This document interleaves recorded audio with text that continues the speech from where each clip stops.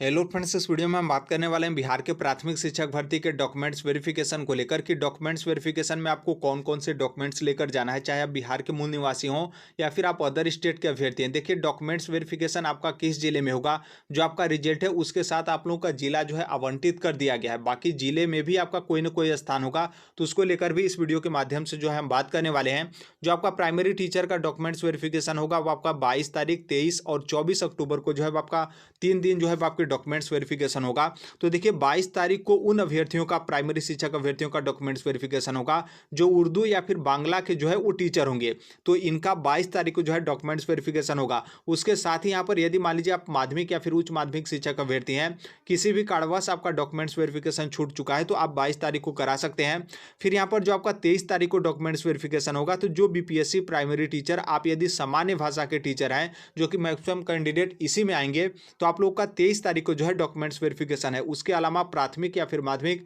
या फिर उच्च माध्यमिक शिक्षक अभ्यर्थी हैं, आपका डॉक्यूमेंट्स वेरिफिकेशन किसी भी कारणवश छूट गया है, तो आप 23 तारीख को जो है डॉक्यूमेंट्स वेरिफिकेशन करा सकते हैं। 24 तारीख को यहाँ पर तीनों अभ्यर्थियों को जो है आपका मैच कर दिया गया है, चाहे प्राइमरी हो या फिर माध्यमिक या फिर उच्च माध्यमिक शिक्षक अभ्यर्थी हैं, आपका डॉक्यूमेंट्स वेरिफिकेशन नहीं हुआ है, किसी भी कारणवश छूट चुका है, तो आप यहाँ पर 24 तारीख को जो है डॉक्यूमेंट्स वेरिफिकेशन करा सकते हैं। 24 तारीख को आपका अंतिम जो है आपका डॉक्यूमेंट्स वेरिफिकेशन का डेट जो है आपका दिया गया है। तो आई होप डेट को लेकर जो कुछ भी आपका कंफ्यूजन था यहाँ से जो है आपका क्लियर हो गया होगा। अब यहाँ पर डॉक्यूमेंट्स को लेकर देख लेते हैं।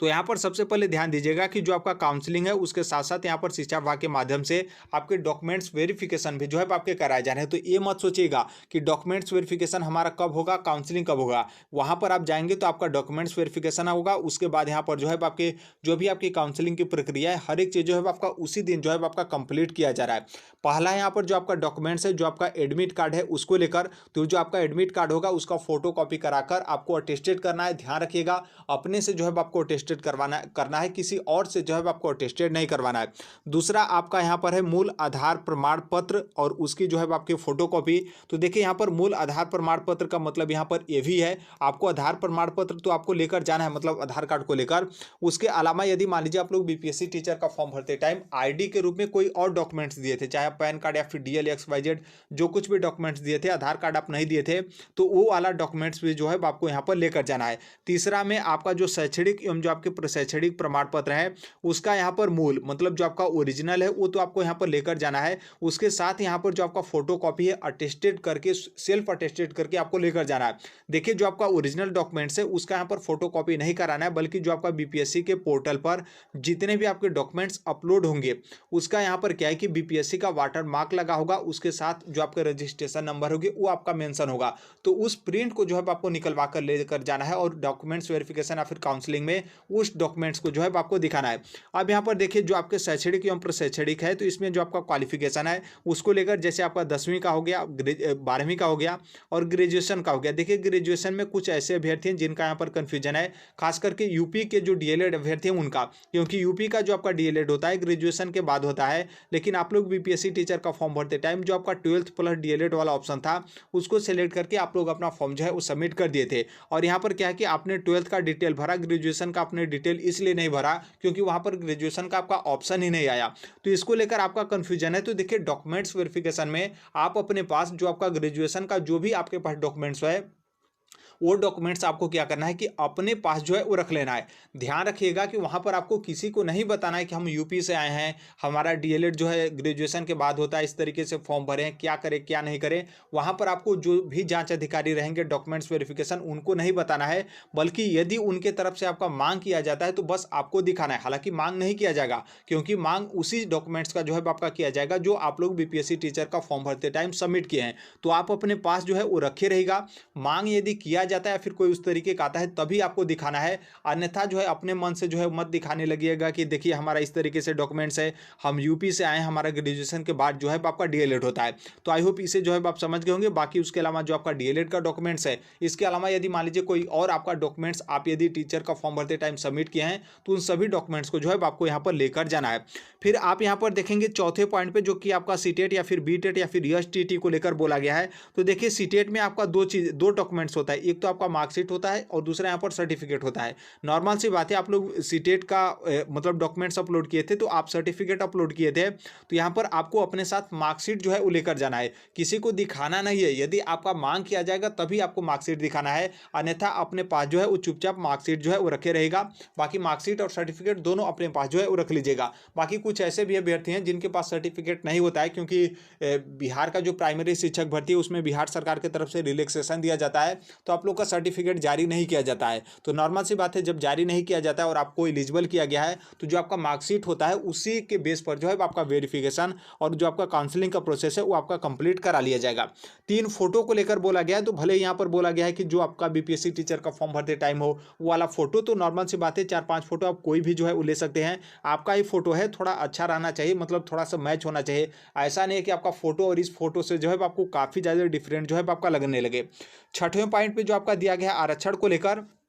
तो देखिए आरक्षण में वहीं आपका जो निवास प्रमाण पत्र होगा उसको लेकर एनसीएल वाला होगा, एनसीएल को लेकर जो बीसी कैटेगरी के होंगे, और उसके अलावा जो आपका कास्ट सर्टिफिकेट कुछ कोई और कास्ट के होंगे तो उस यहाँ पर कास्ट सर्टिफिकेट ईडब्ल्यूएस से होंगे तो ईडब्ल्यूएस। और यहाँ पर जो आपका दिव्यांगता को लेकर देखिए जो अदर स्टेट के अभ्यर्थी हैं वो भी यहाँ पर दिव्यांगता का जो है आप लोग यहाँ पर रिजर्वेशन जो है आप लिए हैं, तो दिव्यांगता का जो भी यहाँ पर आपके प्रमाण पत्र या फिर डॉक्यूमेंट्स होंगे आपके पास होगा तो वो जो है आपको लेकर जाना है। बाकी फ्रीडम फाइटर को लेकर इसके अलावा भी यदि कोई आपके रिलैक्सेशन मिलते हैं तो जो भी आरक्षण का दावा आपने किया हो तो वो सभी डॉक्यूमेंट जो है आपको लेकर जाना है। 7वें पॉइंट पे जो आपका दिया गया है जन्म तिथि को छूट को लेकर, तो नॉर्मल सी बात है आप बीपीएससी टीचर के फॉर्म भरते टाइम या फिर बीपीएससी टीचर में आप उम्र का जो रिलैक्सेशन लिए होंगे तो आपको पता होगा कि हम यहाँ पर कौन डॉक्यूमेंट्स के बेस पर उम्र का रिलैक्सेशन लिए, तो उस डॉक्यूमेंट्स को जो है आपको लेकर जाना है। 9वां जो आपका पॉइंट है काफ़ी ज़्यादा जो है आपका महत्वपूर्ण है, इसीलिए इसको थोड़ा सा डार्क जो है आपका कर दिया गया है। यहाँ पर देखिए क्या है कि जो आप अभ्यर्थी हैं, मतलब आप यहाँ पर क्या करना है आपको कि जो आपका मोबाइल नंबर है वो मोबाइल नंबर जो आपका मतलब जो आपका आधार कार्ड है, आधार कार्ड से जो आपका मोबाइल नंबर है उस मोबाइल नंबर को लेकर जो है आपको जाना है, क्योंकि शायद ओटीपी वगैरह का कोई उस तरीके का प्रोसेस है, इस माध्यम से जो है आपका जांच जो है आपका वहाँ पर जो है आपका किया जाएगा। तो यहाँ पर एक बात ध्यान ये रखिएगा कि यदि मान लीजिए आपका जो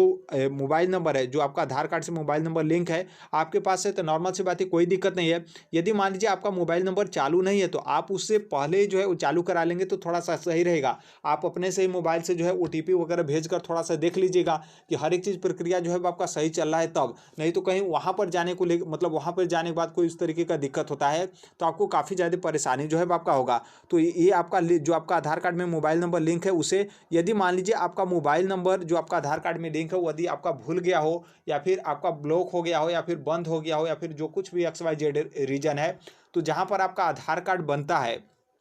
उसमें आप क्या करिएगा कि जो आपका दूसरा मोबाइल नंबर होगा उसको जो है आप लिंक करवा लीजिएगा, क्योंकि हो सकता है कि 1-2 दिन के बाद एक्टिवेट होने लगे तो उस पर आपका ओटीपी वगैरह का जो आपका प्रोसेस है वो वहाँ पर जो है आपका कंप्लीट हो जाए। तो इसलिए इस बात को जो है वो ध्यान रखना है, जो आपका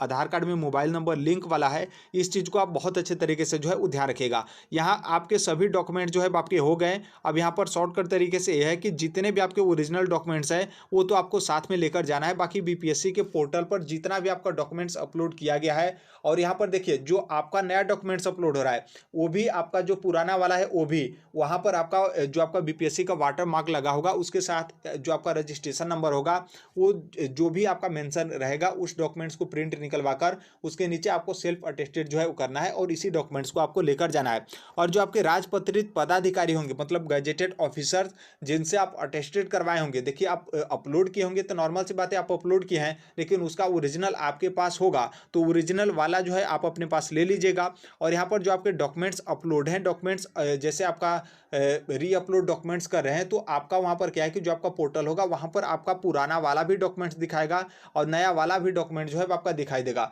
तो दोनों डॉक्यूमेंट जो है आपको वहाँ पर लेकर जाना है, पुराना वाला हो या फिर जो है आपके नए वाले हों। तो ये आपका डॉक्यूमेंट्स को लेकर हो गया। और फिर यहाँ पर आते हैं जो आपका जैसे जिला का आवंटित कर दिया गया है कि आपका नौकरी कौन से जिले में है, पटना में है, दरभंगा, रोहतास, कैमूर, गया, जहाँ पर भी XYZ, लेकिन जिले में भी आपका कहाँ पर डॉक्यूमेंट्स वेरिफिकेशन या फिर काउंसलिंग होगा तो आप यहाँ पर जो है वो देख सकते हैं। जैसे आप यहाँ पर देखेंगे जिले का नाम आपका पटना और काउंसलिंग का जो आपका स्थल है जैसे शहीद राजेंद्र सिंह उच्च माध्यमिक विद्यालय गर्दनी बाग पटना, तो यहाँ पर क्या है कि सभी विषय का जो है आपका यहाँ पर डॉक्यूमेंट्स वेरिफिकेशन या फिर जो आपकी काउंसलिंग है उस प्रक्रिया को जो है यहाँ पर कंप्लीट कराया जाएगा। तो उसी तरीके से आप नालंदा और उसी तरीके से जितने भी आपके बिहार के 38 जिले हैं आप इनको क्रम वाइज जो है वो देख सकते हैं। हम थोड़ा थोड़ा धीरे धीरे जो है नीचे की तरह स्क्रॉल जो है करते जाएंगे। आप यहाँ पर देख लीजिएगा, रोक करके आपका जो जिला होगा उस जिले में कौन मतलब कहाँ पर आपका स्थान है उसको जो है आप देख लीजिएगा जहाँ पर आपको डॉक्यूमेंट्स वेरिफिकेशन कराने जाना है। तो आई होप जितने भी आप यहाँ पर देख सकते हैं टोटल आपके बिहार के 38 जिले जो है आपके आ गए हैं और यहाँ जो है आपके इस जिले में जो है आपका डॉक्यूमेंट्स वेरिफिकेशन जो है आपका कराया जाएगा। तो देखिए डॉक्यूमेंट्स वेरिफिकेशन में जो आपका आप प्रिंट निकलवाइएगा, आप क्या करिएगा कि 3 सेट में जो है आपको फोटोकॉपी करा लेना है। अब यहाँ पर बोलेंगे 3 सेट, तब तो हमारा मतलब 20-25 रुपये और ज़्यादा आपका एक्स्ट्रा लग गया। तो देखिए वो एक्स्ट्रा लगा, नॉर्मल सी बात है, आप यहाँ पर सिलेक्शन पा गए तो इतना आपका मैटर नहीं करता है। 3 सेट हम यहाँ पर इसलिए कर रहे हैं क्योंकि बहुत सारे जो आपके डॉक्यूमेंट्स वेरिफिकेशन सेंटर है या फिर जहाँ पर आपका काउंसलिंग किया जा रहा है तो वहाँ पर आपके 2 सेट का जो है वो सभी डॉक्यूमेंट्स का जो है वो डिमांड किया जा रहा है। तो 2 सेट नॉर्मल सी बात है, आप वहाँ पर जमा कर लीजिए, जमा जो है कर लिए। एक सेट हम आपके लिए जो मतलब मान लीजिए आपके लिए आपके पास रहेगा भविष्य के लिए, तो कभी भी जो है आपका काम देगा क्योंकि उस पर आपका बीपीएससी का वाटर मार्क और उसके साथ जो है आपका रजिस्ट्रेशन नंबर मेंशन है। तो इसलिए आप 3 सेट में जो है जितने भी आपके डॉक्यूमेंट्स अपलोड हैं उसको जो है आप यहाँ पर फोटोकॉपी कराकर अपने पास जो है वो रख लीजिएगा। जैसे आपका 22, 23, 24 3 दिन हालांकि नहीं है क्योंकि 24 तारीख को सिर्फ उनका डॉक्यूमेंट्स वेरिफिकेशन होगा। यदि आप छूट गए हो तब ये पूरा कोशिश करिएगा कि आप 22 या फिर आपका 23 दोनों में से, जैसे आप उर्दू या फिर बांग्ला के टीचर हैं तो आप पूरा कोशिश करिएगा कि 22 तारीख को आपका डॉक्यूमेंट्स वेरिफिकेशन हो जाए। और यदि 23 तारीख को आप सामान्य विषय के टीचर हैं, प्राइमरी टीचर, तो आप पूरा कोशिश करिएगा कि आपको 23 तारीख को डॉक्यूमेंट्स वेरिफिकेशन आपका कंप्लीट जो है हो जाए। तो देखिए अभी के लिए यही अपडेट है, बाकी जो कोई भी जैसे अब इच्छा नहीं है तो नॉर्मल सी बात है, बिना इच्छा के कोई भी जो है आपको काम नहीं करना चाहिए। तो अभी के लिए यही अपडेट है, बाकी मिलते हैं अगले नेक्स्ट वीडियो में, तब तक के लिए thank you, bye bye, take care, all the best, thank you for listening, God bless you all, thank you.